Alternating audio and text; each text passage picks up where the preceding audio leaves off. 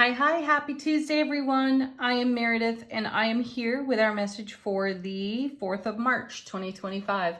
We're using the gorgeous Sawyer's Path Tarot, one of my most favorite tarot decks.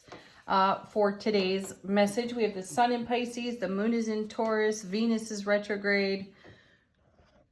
We have an eclipse coming. Check that out for yourself. There's 2 of them this month. There's a lunar eclipse coming up on the full moon.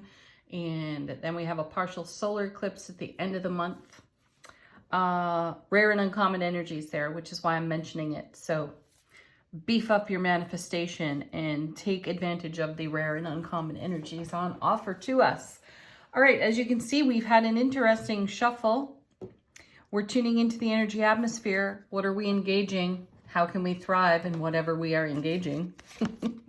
Ooh, nice. Wheel of Fortune, number 10 out of the major arcana, divine delivery system. So as I was just saying, we're talking about manifestation within this energy atmosphere. We've had a lot of messages about our manifestation. So we are still in receptivity here.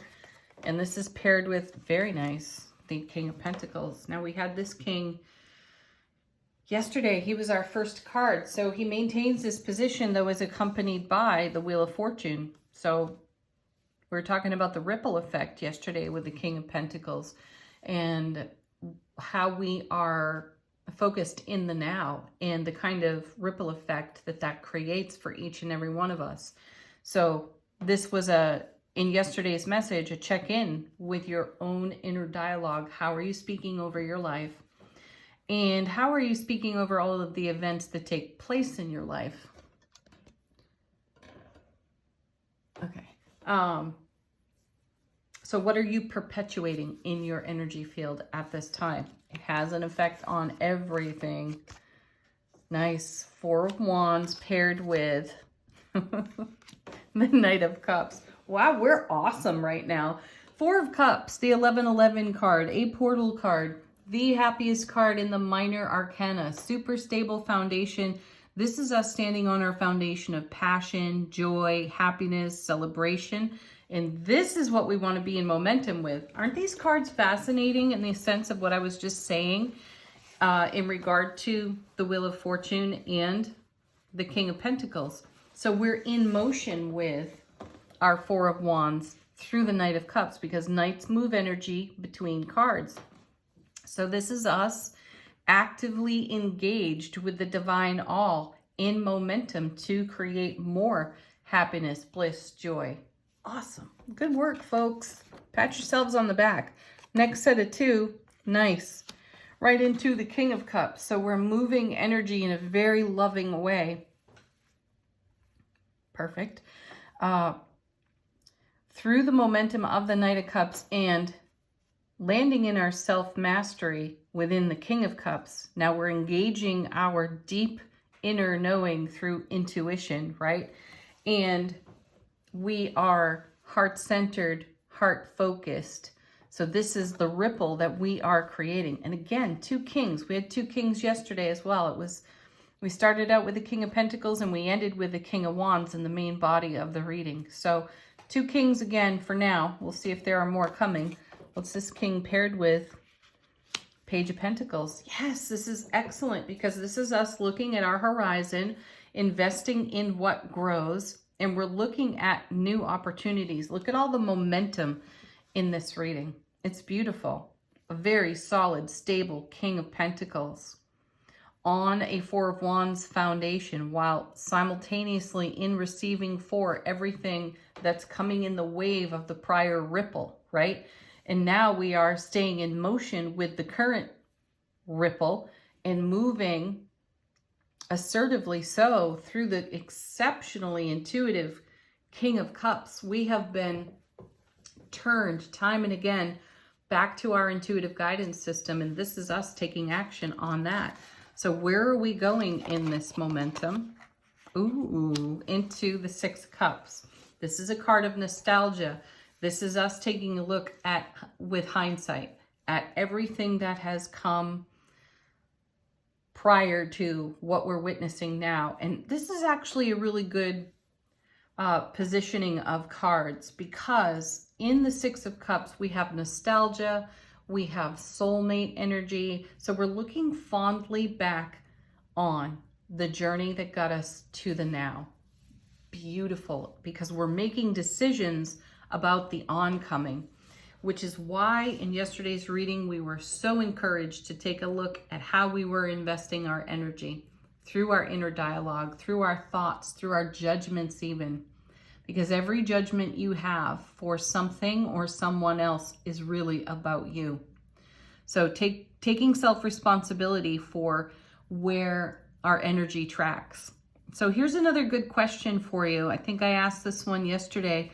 It was recently asked of me. You know, what's the difference between intuition and inspiration? So your intuition is your deep knowing, and inspiration is the drive and the motivation to take action on, right? And the two can come together beautifully, work together beautifully. And I feel that we're consulting our intuition and our inspiration. So here's the new question. What's the voice in your head? Where does that come from? Who is that talking? Oh, maybe I asked this one yesterday. Anyway, regardless, they're great questions for you to consider for yourself. What's the difference between your intuition and your inspiration? How are you taking action on your intuition? And where does that voice in your head originate from? What tone does it use? How do you speak over absolutely everything that takes place in your world? So I like seeing this Six of Cups because you are your own best soulmate. And anytime we take a walk down memory lane and review through hindsight, we have an opportunity to up-level everything.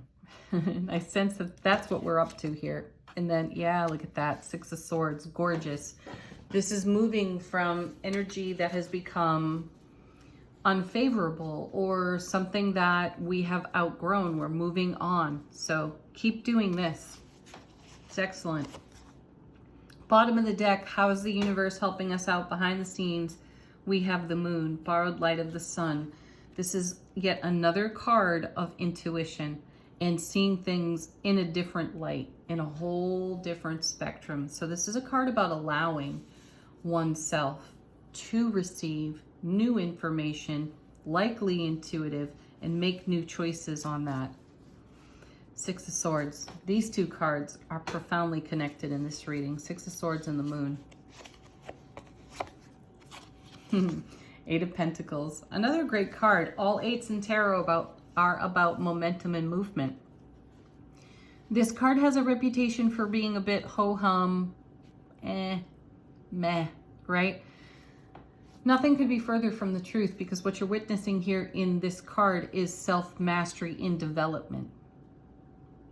We do some things through repetition and we become really, really good at them. So keep doing what you're doing because it works for you.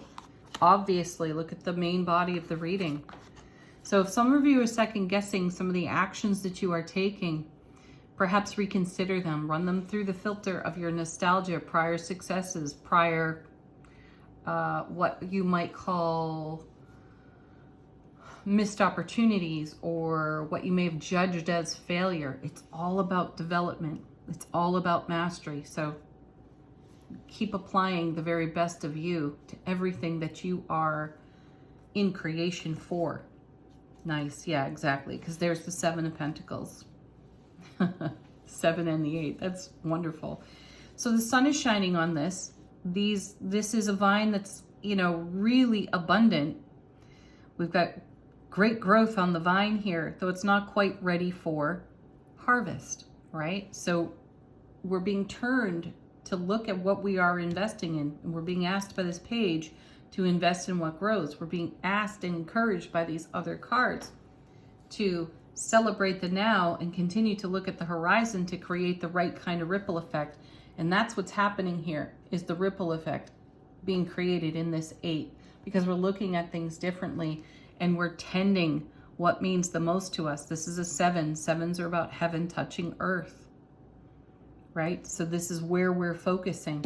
I love that it arrives in the same alignment as this page, because this is all about investing in what grows. Nice. Oh, hey, there's the 3 of Swords. One of the biggest cringe cards in tarot. And the Two of Cups. Beautiful. Three of Swords, traditional meaning of this card is pain, loss, and sorrow of the past. And I sense that as we contemplate nostalgically our own hindsight, we're taking a look at some Three of Swords life experiences, and we're recommitting to our Two of Cups. Because this is you showing up for you.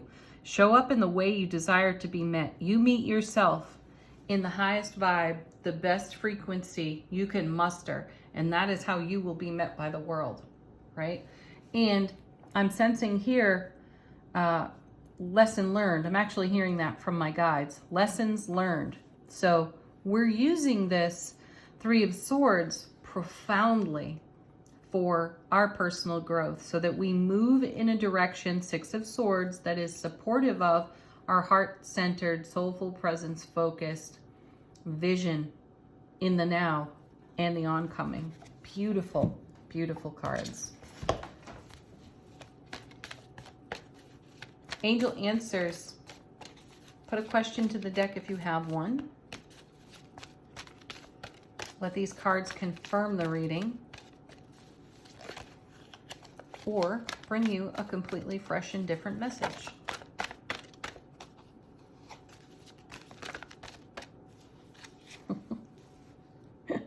Perfect timing. Divine timing. There's no clock on this. Everything happens for us, and it all evolves in just the right moments. Ooh, there's a card turned upside down in here.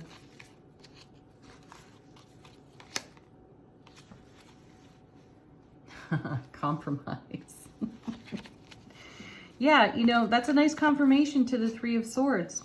And it's a nice confirmation for taking a look at your inner dialogue. And if it's less than favorable, you might be negotiating, compromising a bit with the ego. You know, that voice we were talking about. Where does that come from? What's its tone? How is it showing up? What are we allowing with that voice, right? We may need to negotiate with our own selves, which is still an act of self-mastery. It's recognizing that there is an energy that might be less than favorable while simultaneously recognizing that there's a much better energy. And in certain moments, the two may be incongruent with one another. And it's up to us to be the transformer in the center of that experience. So transform anything as you negotiate your own ego voice and are potentially surprised by some of the things you hear in your inner dialogue, because you would never speak to anyone else like that. Why would you speak to yourself that way, right? So if you have a shock and awe moment like that, take advantage of it. Validate yourself. Take the opportunity to bring more love to the moment. Love yourself better.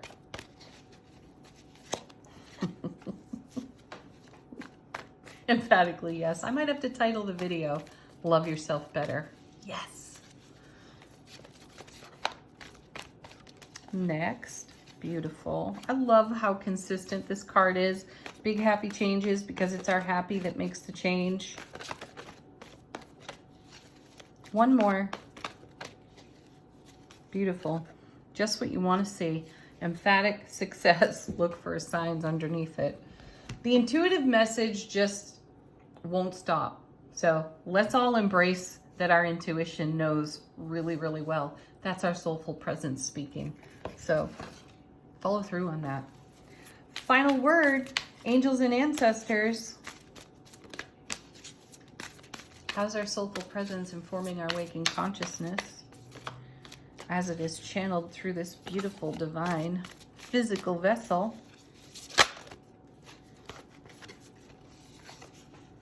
We have the Medicine Guardian. Oh, be open to healing information. Be kind. Be kind to yourself. You've done a lot. You've seen a lot. You've been through a lot. Honor that. And capitalize on your success and meet yourself where you really are, which is in your great big, wide open, loving heart space. Have the best Tuesday ever. Peace, love, joy, happiness. Namaste.